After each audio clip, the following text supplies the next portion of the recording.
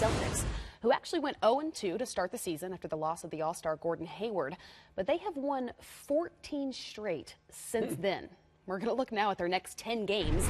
But Coach Brad Stevens has said, we haven't played well enough to consider this win streak valid, in my opinion.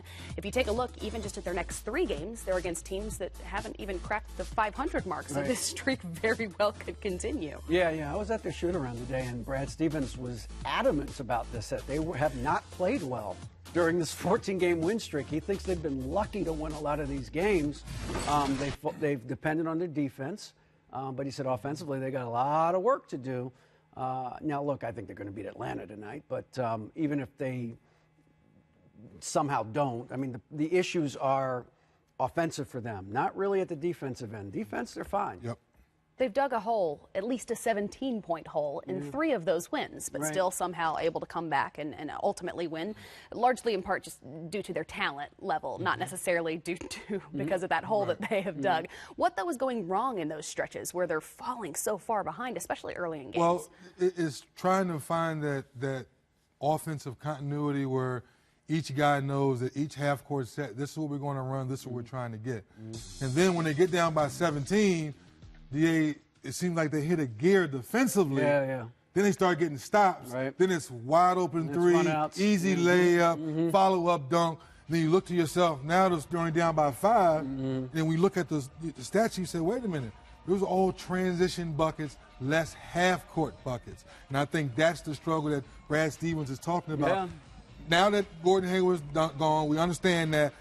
Who we run the offense through? Okay, that's Kyrie. But now they're starting to trap him more. And now Kyrie, the ball's out of his hands. The other night we saw Jaylen Brown step up. Tatum's been pretty solid, knocking down shots. But in the half-court set, when they play against good defenses, it kind of takes them out of their offense, and now it takes their defense to get them back into the game. You mentioned Kyrie. He will at least start this game wearing a mask. Whether or not he finishes, you'll have to watch the game to find out. But you mentioned that defense. It's a league-leading defense per 100 possessions, nearly 3 points ahead of the next best team, which is the OKC Thunder. Are you surprised that this early in the season that they're executing so well defensively because of the youth on that team? No question. And, you know, I might be writing about this in the morning, too. I like it. Could be coming up. It is a surprise, especially when you're talking about a rookie in Tatum and a second-year guy in Jaylen Brown who's playing a new position, 2-guard.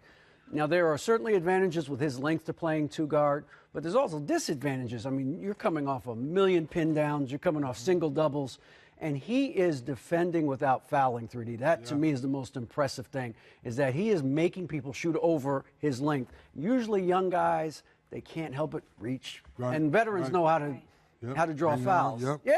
And he's not doing that, and it's a testament to him and watching a ton of tape and being ready to play, but also to their schemes. They've simplified some things defensively to make it a little bit easier for their young guys, and Al Horford is playing a huge role with that.